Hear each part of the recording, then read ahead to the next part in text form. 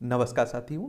तो चलिए आज के दैनिक जागरण में क्या खास खबरें हैं उन्हें हम लोग एक एक करके देख लेते हैं। और याद रखिए दैनिक जागरण का राष्ट्रीय संस्करण है, तो इसमें आप लोगों को महत्वपूर्ण खबरें ही देखने को मिलेंगी। अविश्वास प्रस्ताव पर चर्चा में मणिपुर का मामला रहा है केंद्र बिंदु। अभी आप देखते हैं कि वर्तमान में जो केंद्र सरकार है इसके खिलाफ अविश्वास प्रस्ताव विपक्ष के द्वारा लाया गया है, उसी की बात हो रही है। अब आप लोग कहोगे कि अविश्वास प्रस्ताव होता है क्या है, तो आप देखिए, खासकर आप देखिए कि जब अनुच्छेद अगर आप लोग 75 को पढ़ेंगे ना, तो इसके मुताबिक सरकार यानी प्रधानमंत्री और उसका मंत्रिपरिषद लोकसभा के प्रति जवाबदेह होता है और अविश्वास प्रस्ताव केवल लोकसभा में ही लाया जाता है। और लोकसभा में आप देखते हैं कि जनता के प्रतिनिधि बैठते हैं और इसलिए सरकार को इसका विश्वास प्राप्त होना जरूरी होता है लोकसभा का। और ऐसे में अगर किसी विपक्षी पार्टी को लगता है कि सरकार के पास बहुमत नहीं है या सरकार सदन में विश्वास खो चुकी है, तो वह अविश्वास प्रस्ताव ला सकती है। और इसी के आधार पर लोकसभा के रूल 198(1) से 198(5) के तहत कहा गया है कि विपक्षी दल सरकार के खिलाफ अविश्वास का नोटिस लोकसभा स्पीकर को सौंप सकता है। लेकिन अभी आप देखते हैं कि भारतीय जनता पार्टी के पास लोकसभा में 543 सीटों में से 303 सीटें हैं टोटल, उसके गठबंधन को मिलाकर तो आप देखते हैं बहुत है। तो आप देखिए वो उसे अविश्वास प्रस्ताव पारित नहीं होगा, पास नहीं हो पाएगा। फिर आप लोग कहोगे क्यों लाया गया है अभी, जब विपक्ष जानता है कि इसके पास बहुमत है। तो आप देखिए किसी मुद्दे पर ध्यान लाने के लिए, बात एक तरह से अपनी रखने के लिए इस तरह का अविश्वास प्रस्ताव भी लाया जाता है। अगर अविश्वास प्रस्ताव पारित हो जाता है तो इस मंत्रिमंडल को, प्रधानमंत्री साहब को इस्तीफा देना होगा, ठीक है। और इस्तीफा नहीं देते हैं तो राष्ट्रपति साहब बर्खास्त भी कर सकते हैं। और मणिपुर की अगर हम लोग बात करें तो आप सभी जानते हैं कि जातीय हिंसा फैली हुई है। देखिए मणिपुर है, इम्फाल इसकी राजधानी, इसकी सीमा नागालैंड, असम, मिजोरम से लगती है, अंतर्राष्ट्रीय सीमा म्यांमार से लगती है। इसे 1949 में भारत में शामिल किया गया था और केंद्र शासित प्रदेश के रूप में 1956 में इसे जगह मिली थी, राज्य के रूप में 1972 में। यहाँ की राज्यपाल अनुसुईया उइके हैं, मुख्यमंत्री एन बीरेन सिंह है, भारतीय जनता पार्टी की सरकार है यहाँ। विधानसभा में 60 सीटें हैं, राज्यसभा में 1 सीट है, लोकसभा में 2 सीटें हैं। 22,327 वर्ग किलोमीटर में आपका मणिपुर फैला हुआ है।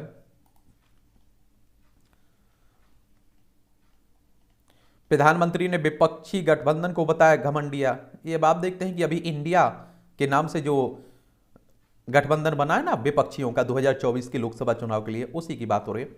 मुस्लिम लीग समर्थकों ने कराई थी मुरादाबाद में सांप्रदायिक हिंसा। 43 वर्ष पहले ईद पर हुए दंगे में गई थी 84 बेकसूर लोगों की जान, 112 हुए थे घायल।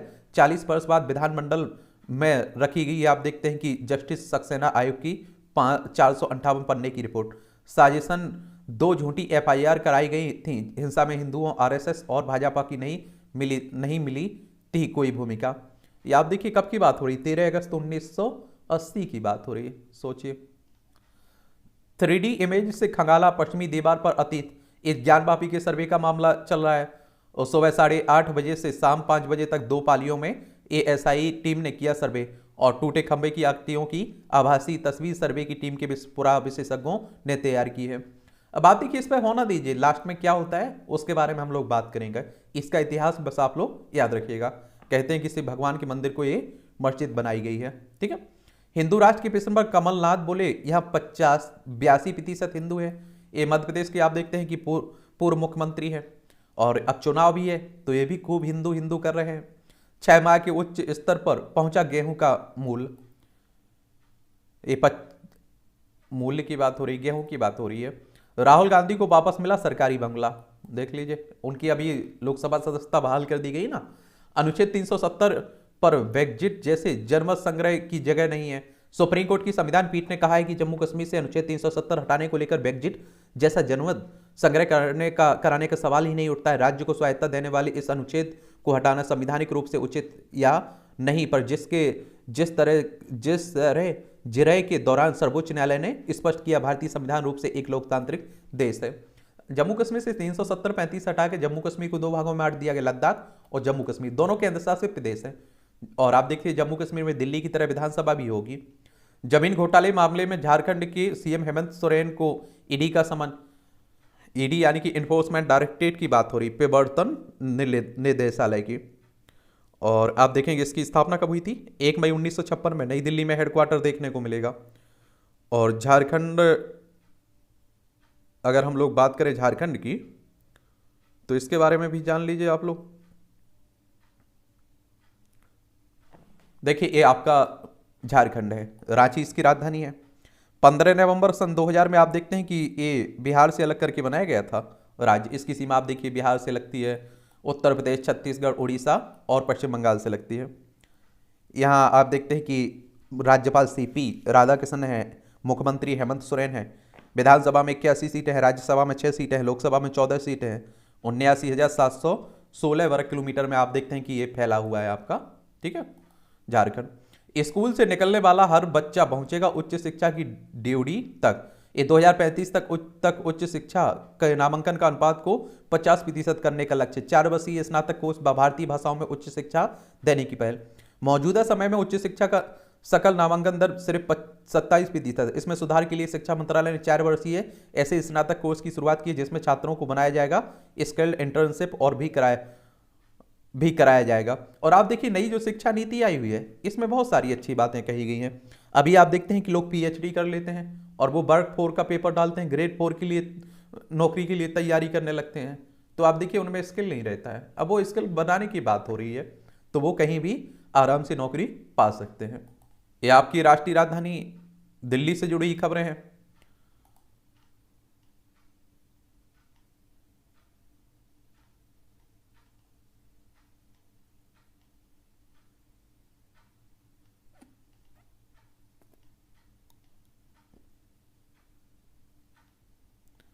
देश के सबूतों की कहानियों से रूबरू कराएगा शहीदी पार्क। पिछले साल अगस्त में एलजी ने रखी थी पार्क की आधारशिला। पार्क को बनाने के लिए भारत सरकार से मिले 15 करोड़। ये आप देखिए, दिल्ली सेवा बिल की तरह फिर सरकार के साथ दिखा बीजेत। एक बात और आप लोगों को बता दूं, ये याद लोगों को मालूम होना चाहिए, केंद्र और राज्य के बीच समन्वय की पैरोकारी है। देखिए जो केंद्र में सरकार रहती है ना, उसी के पक्ष में जो आप देखते हैं क्षेत्रीय दल होते हैं, अधिकतर चाहते हैं कि जो क्षेत्रीय सरकारें हों उनकी, वो चाहती हैं कि केंद्र के हम पक्ष में वोट करें। इसलिए आप देखते हैं कि उड़ीसा के मुख्यमंत्री समय समय पर आप देखते हैं किसे सपोर्ट कर देते हैं, बीजेपी को सपोर्ट कर देते हैं। अभी अगर केंद्र में सरकार कांग्रेस की होती तो वो कांग्रेस को सपोर्ट करते हैं, तो उनका भी अपना रहता है, ठीक है।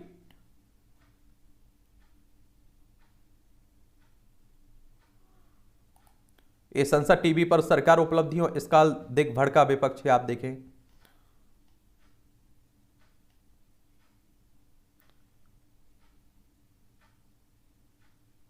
एक 143 दवा कंपनियों को जारी किया नोटिस। धोखाधड़ी का पता लगाने को किया जा रहा है एआई का प्रयोग। ये आप देखते हैं कई बार दवाओं पर भी आप देखते हैं कि परेशानी होती रहती।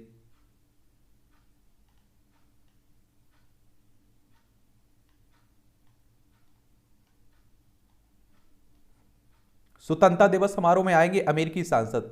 रॉ खन्ना और माइकल वाल्टज के नेतृत्व में आएगा दल। भारत की पहली संसद के सदस्य रहे रॉ खन्ना के दादा।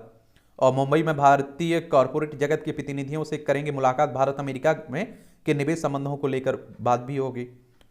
15 अगस्त 2023 की बात हो रही है ना। और आप देखते हैं यहाँ 3 डेटें आपको बता दूं। एक तो 15 अगस्त 1947 को हम लोग स्वतंत्रता दिवस मनाते हैं, क्योंकि 15 अगस्त 1947 को क्या मिला था, आज़ादी। तो हर साल 15 अगस्त को मनाया जाता है। एक 26 नवंबर 1949, उस दिन संविधान कुछ प्रावधानों के साथ लागू हो चुका था, तो 26 नवंबर को आप लोग संविधान दिवस मनाते हैं। और 26 जनवरी 1950 पूरी तरह से संविधान लागू हो चुका था, गणतंत्र के रूप में हम लोग स्थापित हो चुके थे 26 जनवरी 1950 में। तो गणतंत्र दिवस के रूप में हम लोग 26 जनवरी को मनाते हैं। ये आप देखिए राजनीति की खबरें हैं, काफी चल रही हैं, और आप देखते हैं कि एक दूसरे पर आरोप प्रत्यारोप चलते रहते हैं।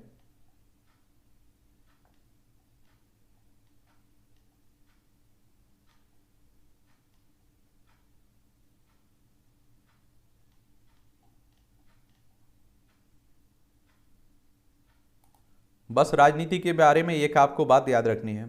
एक तो इलेक्शन कमीशन ऑफ इंडिया के बारे में, भारतीय निर्वाचन आयोग एक संवैधानिक संस्था है। संविधान के अनुच्छेद 324 के तहत इसकी स्थापना की बात की गई है। 25 जनवरी 1950 में स्थापना हुई थी और नई दिल्ली में हेडक्वार्टर देखने को मिलेगा। पहले मुख्य चुनाव आयुक्त हमारे सुकुमार सेन थे। ये याद रखिएगा। और किसी राज्य में चुनाव हो रहे हैं तो उसके बारे में याद रखा करिएगा। मुसलमानों के आर्थिक बहिष्कार के खिलाफ सुप्रीम कोर्ट में याचिका दायर हुई है। और एक कपिल सिब्बल ने अनुच्छेद 370 की सुनवाई के दौरान किया हरियाणा प्रकरण का उल्लेख। कहा, हिंसा के बाद मुसलमानों को नौकरी देने वालों को गद्दार करार देने की धमकी दी जा रही है। ये आप देख लीजिए, बहुत बुरी स्थिति बनी हुई देश की। हमें लगता है, आप देखते हैं ये हिंदू ये मुस्लिम, पूरा आप देखते हैं सब चल रहा है। SC/ST कानून का दुरुपयोग न्याय प्रणाली को कर रहा है अवरुद्ध। हाईकोर्ट ने कहा कि ऐसे मामले अदालतों का काफी समय बर्बाद करते हैं। SC/ST कानून के दुरुपयोग का इससे बेहतर उदाहरण नहीं हो सकता है। मामला क्या है? याचिकाकर्ताओं के पिता KJ पटेल ने 50 साल पहले कृष्णमूर्ति नामक एक व्यक्ति से संपत्ति खरीदी। कृष्णमूर्ति का बेटा पुरुषोत्तम याचिकाकर्ताओं के खिलाफ संपत्ति के लेकर एक दीवानी मुकदमा लड़ रहा है। उसने 2018 में पटेल बंधुओं के खिलाफ एक शिकायत दर्ज कराई और उन पर SC/ST कानून के तहत मामला दर्ज किया। दोनों भाइयों ने हाईकोर्ट में इसे चुनौती दी। जस्टिस नाग प्रसन्ना ने कहा है कि दीवानी मुकदमे को आपराधिक रंग दिया गया और कोर्ट ने कहा है कि आपराधिक मुकदमे को जारी रखने की अनुमति नहीं दी जा सकती है।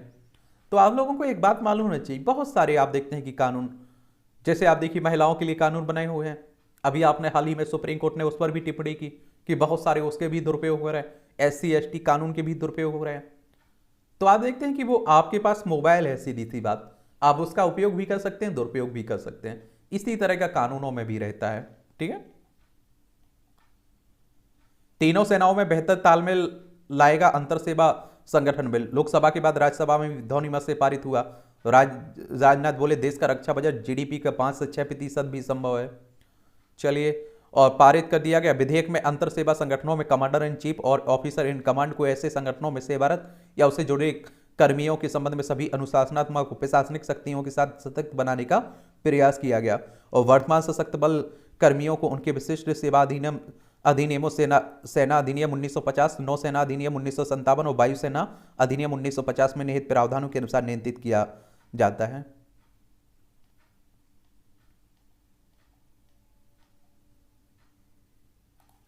स्वरोजगार के संकल्प से युवा गढ़ रहा है मुंगेर की नई छवि। अवैध हथियारों के लिए कुख्यात रहे बिहार के मुंगेर में ट्रेन की एयर ब्रेक कंपोनेंट बनाकर रोजगार सृजन भी कर रहे हैं अमित कुमार। स्टार्टअप, आप लोग भी इस तरह के व्यवसाय शुरू कर सकते हैं। कोई आपके मन में अगर है, कोई भी अगर अच्छा लगता है आपको, तो आप करिए शुरू। अब तो आप देखते हैं कि सरकार काफी मदद भी कर रही है। घर पर नवाज स्कूल में हनुमान चालीसा। विद्या भारती के स्कूल जला रहे सांप्रदायिक सौहार्द की मिसाल। मुरादाबाद के 23 स्कूलों में शिक्षा ग्रहण कर रहे हजारों से ज्यादा मुस्लिम बच्चे। पूर्वोत्तर के 2.5 लाख युवाओं को मिलेगा कौशल प्रशिक्षण। और कौशल विकास मंत्री प्रधान ने घोषित की 360 करोड़ रुपए की नई योजनाएं।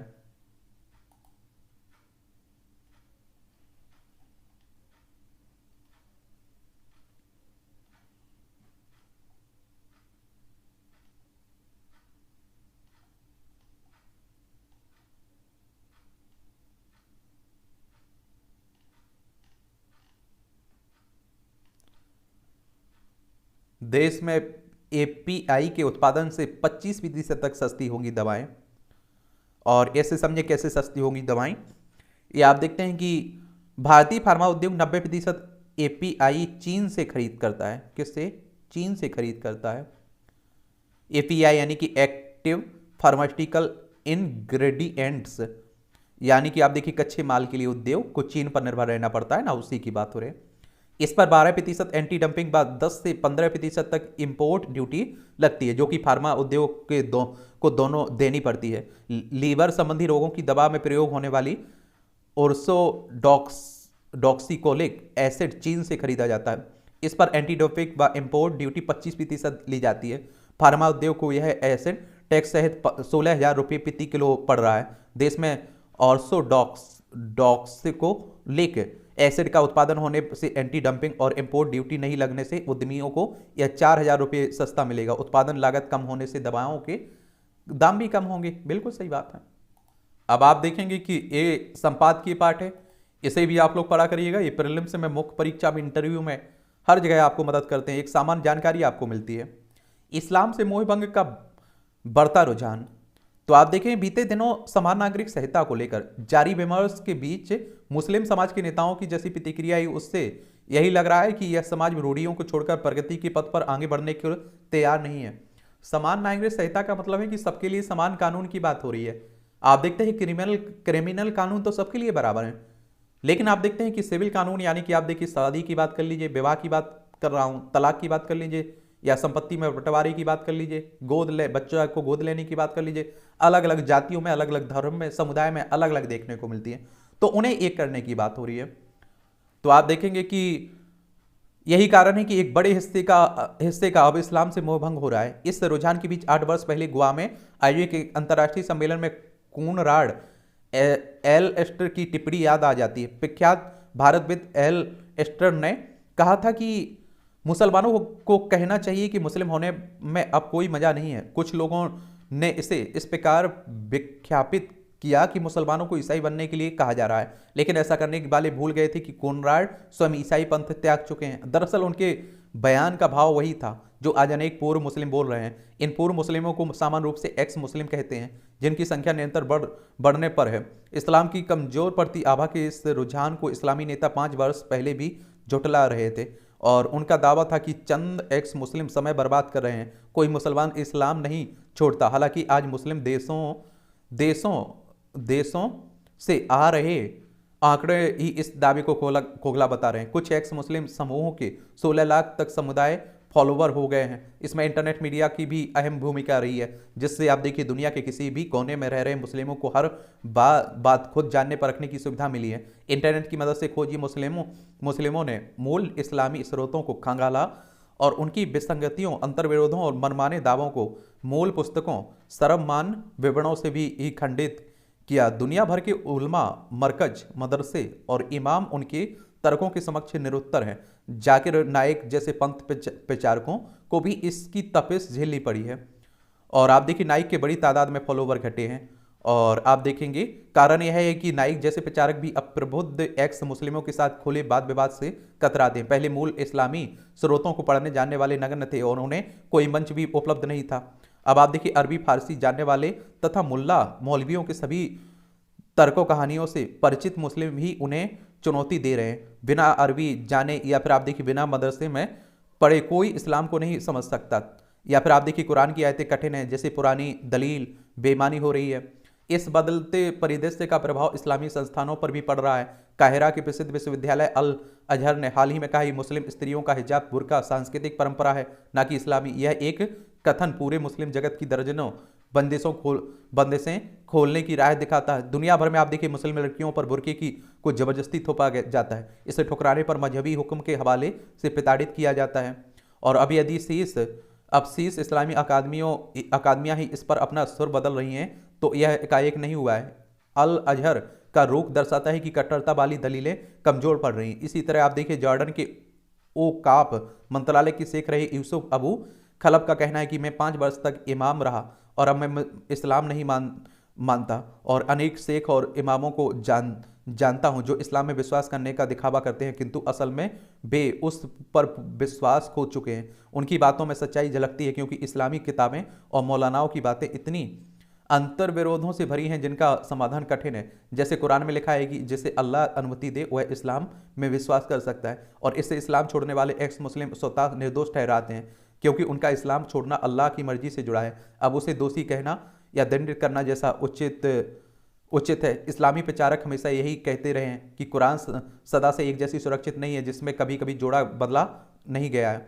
अब अनेक मौलाना स्वीकार करने पर विवश हैं कि यह असत्य है। पैगंबर मोहम्मद साहब के निधन के बाद अरब में ही कुरान के कई तरह के पाठ थे, और उन सभी को मिलाकर तीसरे खलीफा उस्मान ने एक प्रमाणिक पाठ तैयार करने की पहल की, और उसमें आप देखिए आयतों की अध्यायों सूरा का क्रम भी बदल दिया गया। यही नहीं, प्रमाणिक पाठ बनवाने के बाद खलीफा उस्मान ने कुरान की सभी पुरानी प्रतियों को जलाकर नष्ट भी करवा दिया। यानी पैगंबर मोहम्मद साहब के बहुत बाद ही वर्तमान कुरान वाला संस्करण बना। कई सऊदी लोग इसे उस्मानी कुरान भी कहते हैं। वहीं एक एक्स मुस्लिम महिला खातून तास ने अरबी भाषा में ही 26 तरह की कुरान होने का दावा किया है कि कई अरब देशों या विभिन्न अरबी संस्करणों में कुरान के पाठों में भिन्नता मिलती है, और ऐसे तथ्यों के समक्ष वह मूल दावा कमजोर हो चुका है कि कुरान आरंभ से ही अपरिवर्तित और एक पूर्णता प्राप्त किताब है। इसके अलावा आप देखिए सैकड़ों प्रमाणिक हदीसें दर्शाती हैं कि मानव समाज, इतिहास, भूगोल, खगोलशास्त्र और जीव विज्ञान संबंधी तमाम इस्लामी मान्यताएं नितांत दोषपूर्ण है। मानवता का इतिहास इस्लाम के उदय से हजारों वर्ष पुराना है और भारत, चीन तथा मिस्र जैसी प्राचीन सभ्यताओं में संरक्षित ज्ञान और इतिहास इस्लाम के दावों से मेल नहीं खाता। इसलिए साहित्यिक, पुरातत्व, आर्थिक, व्यापारिक और सामरिक और सांस्कृतिक क्षेत्रों में ऐसे तमाम प्रमाण हैं जो धरती, मनुष्य, समाज, धर्म और विज्ञान संबंधी इस्लाम मान्यताओं को खंडित करते हैं और इससे भी इस पंथ में विश्वास रखने वालों की मान्यताएं प्रभावित हो रही हैं। इसके अतिरिक्त संप्रीति विश्व में इस्लाम के नाम पर दशकों से हिंसा और असहिष्णुता के कारण भी उसकी बड़ी बदनामी हो रही है। संभव है कि इससे बन रही नकारात्मक धारणा भी मुस्लिमों में यही एहसास बढ़ाती हो कि मुस्लिम होने में अब कोई मजा नहीं है, जैसा कि एलस्ट ने कहा था। यही एक ऐसी प्रतिक्रिया प्रतीत हो रही है जिसका पलटना अब मुश्किल। लेखक, राजनीति शास्त्र के प्राध्यापक, वरिष्ठ स्तंभकार हैं शंकर शरण, इनके द्वारा यह आर्टिकल लिखा गया है। अराजकता की शिकार बनती स्त्रियां, मणिपुर में जो हुआ वह निंदनीय है नहीं, मानवता के लिए कलंक है। इससे देश भी शर्मसार हुआ है। इसमें आप देखते हैं कि हम लोग जो आप देखते हैं नग्न अवस्था में घुमाया गया ना महिलाओं को, उसी की बात हो रही है। इस आर्टिकल को हम लोग देख चुके थे। प्रधानमंत्री, और आप देखते हैं कि सुप्रीम कोर्ट ने बड़ी खतरनाक टिप्पणी की। प्रधानमंत्री साहब ने बोला कि हम माफ नहीं करेंगे, लेकिन आप देखते हैं कि कुछ उस पर कार्रवाई तगड़ी होनी चाहिए। ये आप देखिए दुनिया में छवि भारत की खराब हुई है। आहार की शुद्धता आहार जीवन के लिए अत्यंत आवश्यक है। सूक्ष्म अथवा विशाल पशु अथवा पादप जिनमें भी प्राण तत्व निहित हैं उन्हें भोजन की आवश्यकता पड़ती है। देखिए स्वस्थ रहिए, स्वस्थ डाइट रखिए, अच्छे से खाना खाइए, उसके बाद ही कुछ काम हो सकता है। देखिए ये आप सभी जानते हैं वो कहावत है, भूखे पेट भजन नहीं होता, तो ये आप लोगों को याद रखना। न्याय की आस, ये आप देखेंगे कि यह अच्छा हुआ कि 34 साल बाद ही सही कश्मीर में 1989 से 1995 के बीच कश्मीर हिंदुओं की हत्याओं की जांच कराने का निर्णय लिया गया। यह जांच जम्मू कश्मीर की एजेंसी SIA यानी कि राज्य जांच एजेंसी को सौंपी गई है। चलिए उसी की बात हो रही है। बढ़ गई चुनौती। बाघ गणना में देश का तीसरा स्थान प्राप्त करने वाले अब उत्तराखंड में गुलदारों की गणना के परिणाम भी सामने आ रहे हैं। पिछली बार की अपेक्षा 2022 में हुई गणना में गुलदारों की संख्या 1.5 गुना तक बढ़ गई और 2008 में राज्य में आप देखिए इसकी संख्या 2325 थी, जो 2022 में बढ़कर 3115 हो गई। सबसे ज़्यादा आप देखते हैं कि बाघ कहाँ हैं? मध्य प्रदेश में, इसलिए टाइगर प्रदेश भी कहते हैं। जलवायु परिवर्तन से आपदाओं में वृद्धि। हाल ही में विश्व मौसम विज्ञान संगठन ने चरम मौसमी घटनाओं के कारण 1970 से 2021 के बीच मानव संसाधन और अर्थव्यवस्था के नुकसान पर एक वैश्विक रिपोर्ट जारी की है और इसके मुताबिक आप देखते हैं जलवायु परिवर्तन के कारण विगत 5 दशकों में आए 12,000 प्राकृतिक आपदाओं में 20 लाख लोगों की जानें चली गई हैं, जबकि इन आपदाओं के कारण आप देखिए वैश्विक अर्थव्यवस्था को $4.3 अरब का नुकसान उठाना पड़ा है। जलवायु परिवर्तन के कारण चरम मौसमी घटनाओं की आवृत्ति और उससे होने वाली क्षति का दायरा विस्तृत होता जा रहा है, जो चिंता की बात है। और चरम मौसमी घटनाओं का सबसे ताजा उदाहरण गत दिनों कनाडा के जंगलों में लगी आग है, जिसमें आप जिसने अमेरिका को भी हाँपने को विवश कर दिया था। साल भर पहले पाकिस्तान में इतनी भयंकर बाढ़ आई कि इसने 3.25 करोड़ लोगों का जीवन उजाड़ कर रख दिया। यूरोप में पड़ी भीषण गर्मी को भला कौन भुला सकता है, और जिसने आप देखिए पिछले साल 15,000 लोगों को अपना ग्रास बना लिया था। बीते दिनों अमेरिका ने एक रिपोर्ट जारी करते हुए कहा कि जलवायु परिवर्तन के कारण आपदाओं के आने से उसे $165 अरब से अधिक की क्षति हुई है। और वहीं भारत को जलवायु परिवर्तन के कारण मानसून चक्र में बदलाव, तापमान में वृद्धि, भूजल स्तर में गिरावट, बाढ़ और सूखे से उत्पन्न खतरों का सामना करना पड़ा है।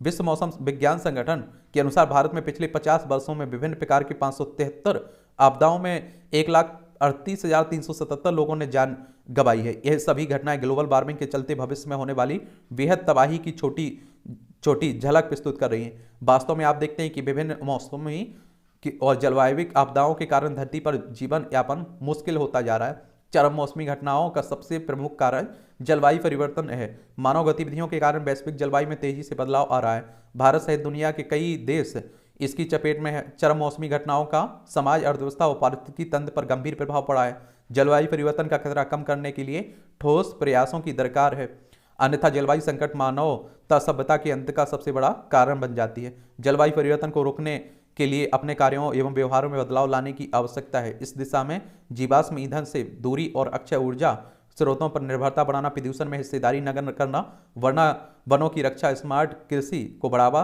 तथा प्राकृतिक संसाधनों के अति दोहन और पर रोक लगाना एक जरूरी कर्तव्य समझा जाएगा। ये आप देख लीजिएगा, यहाँ भी आप लोगों को कुछ कॉलम देखने को मिल जाते हैं। डाटा के कारोबार में निजता का सवाल। इन दिनों रोजमर्रा से जुड़े अधिकतर काम घर बैठे डिजिटल माध्यम से होने लगे। इसके लिए हम निजी कंपनियों के बनाए ऐप और वेबसाइट का निरंतर इस्तेमाल करते हैं। इसके बदले वे हमसे जुड़ी निजी जानकारी लेते हैं, जिसका व्यावसायिक इस्तेमाल करते हैं, और इसमें अक्सर उनका दुरुपयोग भी हो जाता है। लोगों के निजी एवं गोपनीय डाटा को सुरक्षित करने के लिए मकसद से ही डिजिटल निजी डाटा सुरक्षा विधेयक 2023 लाया गया है। आपने देखा होगा कि आप लोगों किसी पर सर्च करते हैं, कुछ खरीदते हैं, बाद में आपके पास दूसरे तरह के ऐड आने लगते हैं, मैसेज आने लगते हैं, तो उसी तरह से तो आप देखिए कहीं से तो आपका नंबर गया होगा उनके पास, ऐसे थोड़ी पहुंच गया। ये शाश्वत प्रेमी सड़क और गड्ढे, खरी खरी तंज कसा जाता है, दाव पर हिंदू मुस्लिम भाईचारा। ये आप लोगों को, मुझे लगता है कि हमारे देश में आप देखिए पूरी राजनीति इसी पर केंद्रित हो गई, उसी का भुगतान करना पड़ रहा है। नेताओं को देखिए, मैं कई नेताओं को देख रहा था, उनके बच्चे विदेश से वीआईपी शिक्षा कर रहे हैं, हमारे आपके बच्चे लड़ रहे हैं। एक अदद चेहरी की तलाश में सेयद, इस शिरोमणि अकाली दल की बात हो रही है। आप देखते हैं पंजाब में इस पार्टी को देखते हैं ना आप लोग। आईटी हार्डवेयर का बड़ा उत्पादक बनने की तैयारी में 44 कंपनियों ने पीएलआई स्कीम के तहत उत्पादन में दिखाई दिलचस्पी है। भारत दुनिया का सबसे बड़ा चावल निर्यातक बना है, देख लीजिए, और 40% से हिस्सेदारी है इसमें, ये आप लोग याद रखना चाहिए। चलिए, और आप देखते हैं अदानी पोर्ट्स का शुद्ध लाभ 80% बढ़ा, जीईएम का डिजाइन बदले टीसीएस, एक गवर्नमेंट ई मार्केट प्लेस की बात हो रही है। जुलाई में चीन के निर्यात में 14.5% की गिरावट हुई है, 50% कर्मचारी छटनी करेगा एमपीएल। मोबाइल प्रीमियर लीग की बात हो रही, विदेशी ग्राहकों को सलाह देने वालों के लिए पंजीकरण जरूरी नहीं है। एफआई के ने 8 सत्रों में 10,427 करोड़ रुपए निकाले विदेशी संस्थागत निवेश में। लगातार घट रहा है कच्चे तेल का घरेलू उत्पादन, 2030 तक पेट्रोलियम उत्पादन की मांग में बनी रहेगी तेजी, और 2020-21 में मुकाबले घरेलू कूड़ उत्पादन 4% की गिरावट हुई। इस दौरान घरेलू मांग में 15% की वृद्धि हुई। कूड़ आयात बिल भी बढ़ा है। टमाटर की स्टोरेज के लिए ग्रैंड चैलेंज, अभी टमाटर की कम देख रहे हैं ना महंगाई, तो उसी के।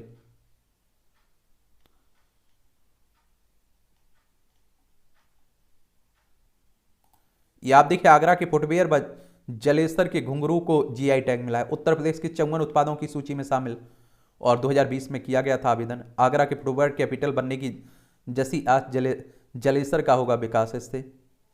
चलिए आप लोग देख लीजिए, जीआई टैग मिलता है ना, उसी की बात हो रही है। ये आप देखते हैं कि अंतर्राष्ट्रीय खबरें हैं, पूर्व प्रधानमंत्री इमरान खान 5 साल तक नहीं लड़ सकेंगे चुनाव, तोसा मामले में इमरान ने दी निचली अदालत के फैसले को चुनौती। ये आप लोगों को मालूम है, पाकिस्तान में सब उठापटक चल रहा है।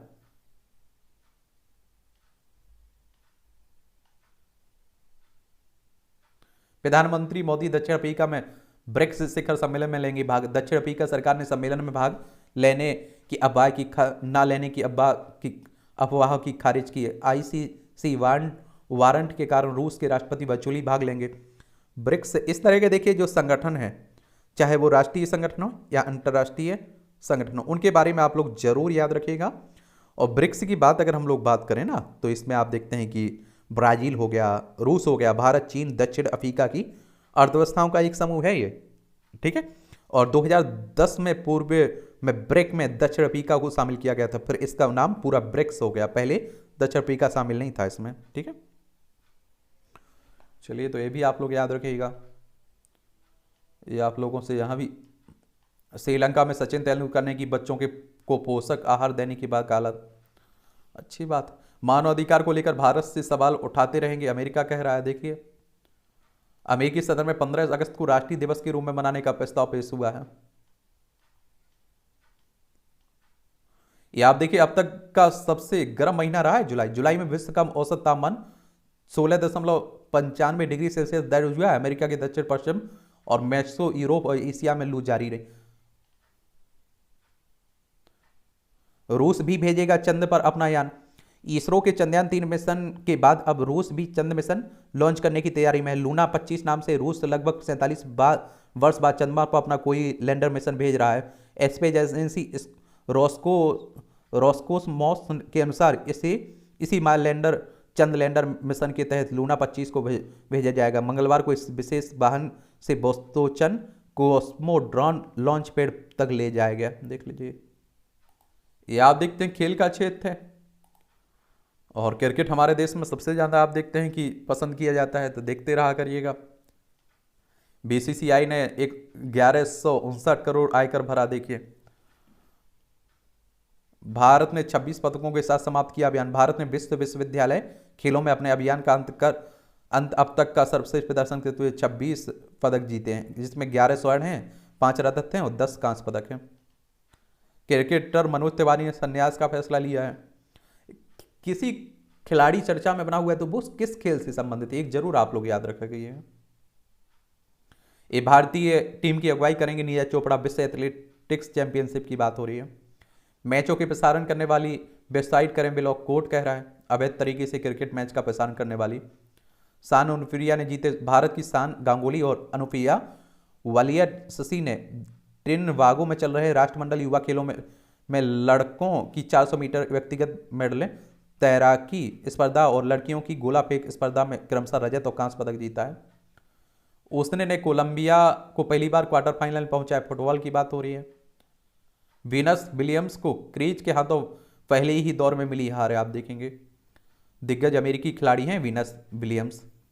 महिला टीम को ज़्यादा टेस्ट मैच खेलने चाहिए, हरमनप्रीत कह रही हैं हरमनप्रीत कौर। मन मस्तिष्क भी रहे सेहतमंद, पूरी नहीं होती नींद अपनाए उपाय, ये नींद पूरी लीजिए। और अवसाद आजकल आप देख रहे हैं ज़्यादा देखने को मिल रहा है। स्वच्छता बनाए रहिए। और मैं कहता हूं कि जब भी आपको लगे अवसाद हो रहा है तो आप अपने एक तो हकीकत में जिया करिएगा। जब आप हवाई बातें करते हैं और दिखावा करते हैं ना, तब इस तरह की परेशानियां ज़्यादा खड़ी होती हैं। मैं कहता हूं वास्तविक में जो आप हैं अगर वो बनकर रहे तो आप देखेंगे कि 90 से 95% आपकी समस्याएं खत्म हो जाएंगी। कहीं सेंगोल की तरह इन तोपों का भी कोई इतिहास तो नहीं है। ये आप देखते हैं कि इलाहाबाद संग्रहालय के कबाड़ खाने में पड़ी ऐतिहासिक तोपें। संग्रहालय के रिकॉर्ड से गायब है 8 तोपों का इतिहास। 19वीं शताब्दी की हैं यह तोपें इस्लामाबाद विश्वविद्यालय के रक्षा विभाग से सेवानिवृत्त प्रोफेसर आर.के. टंडन के प्रयासों से कुछ जानकारी आई सामने और दस्तावेज जरूरी है। क्या तोपें चुपके से लाई गई हैं? इलाहाबाद संग्रहालय के अभिलेखों में 1863 में मौजूदा समय तक धरोहर के रिकॉर्ड हैं। इनमें 8 तोपें संस्करण के रिकॉर्ड में क्यों नहीं है? ये बड़ा सवाल बना हुआ है।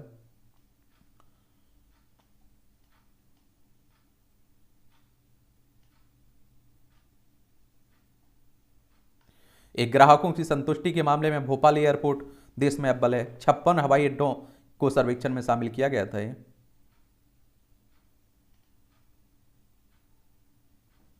ये आप देखते हैं कि इसमें बोर्डिंग सुविधा, टर्मिनल बिल्डिंग की स्वच्छता, पैसेंजरों को मिलने वाली बस सुविधा, कर्मियों के व्यवहार, ये सभी ध्यान दिया गया इसमें। भोपाल के बाद आप देखिए उदयपुर, फिर देहरादून। ये भी पढ़ लिया करिएगा।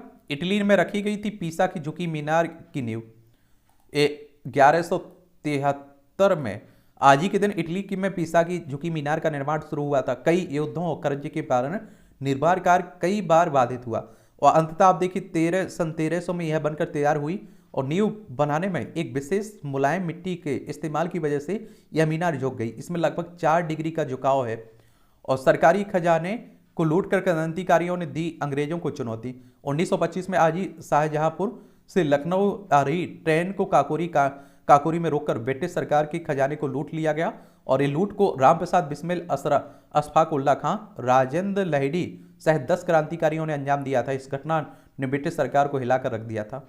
ओलंपिक में हिस्सा लेने वाली पहली भारतीय जिम्नास्ट हैं दीपा कर्माकर का जन्म 1993 में आज ही के दिन त्रिपुरा के अगरतला में हुआ था। 6 साल की उम्र में से ही उन्होंने जिम्नास्टिक में प्रशिक्षण लेना शुरू कर दिया। 14 वर्ष की उम्र में जलपाईगुड़ी में आयोजित जूनियर नेशनल्स जीता। 2014 में ग्लासगो में आयोजित राष्ट्रमंडल खेलों में कांस्य पदक जीतकर सुर्खियां बटोरी। 2015 में वर्ल्ड आर्टिस्ट जिम्नास्ट चैंपियनशिप के फाइनल में पहुंचने वाली पहली भारतीय बनी। 2016 में ओलंपिक में वाल्ट इवेंट की फाइनल में आप देखिए चौथे नंबर पर पहुंचने वाली पहली भारतीय महिला बनी थी।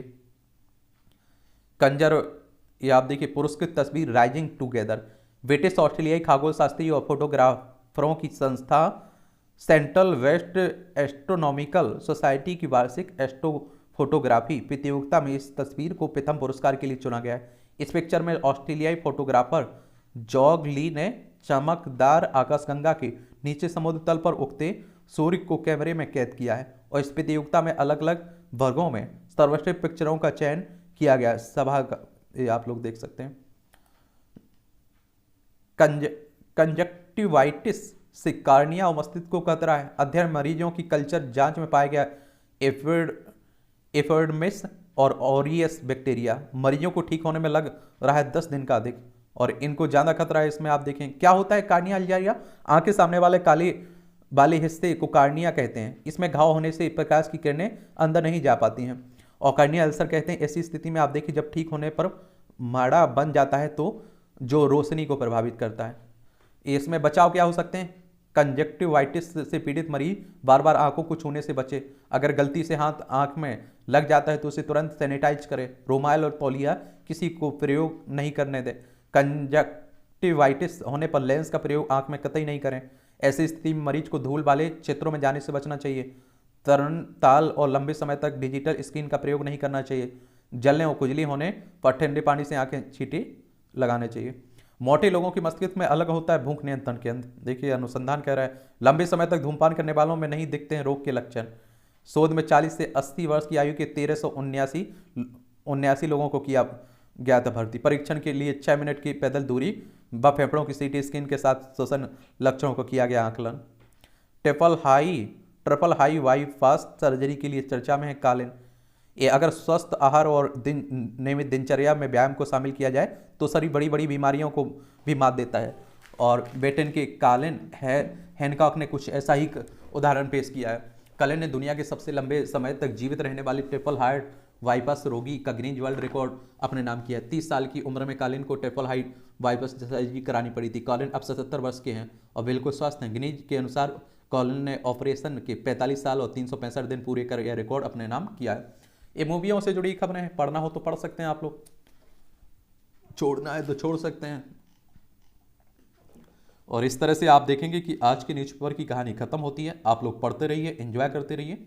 मेरी शुभकामनाएं आप लोगों के साथ हमेशा बनी हुई हैं। आप बस मेहनत करते रहिए, ठीक है। कोई भी सवाल हो आपको पूछ लिया करिएगा मुझसे।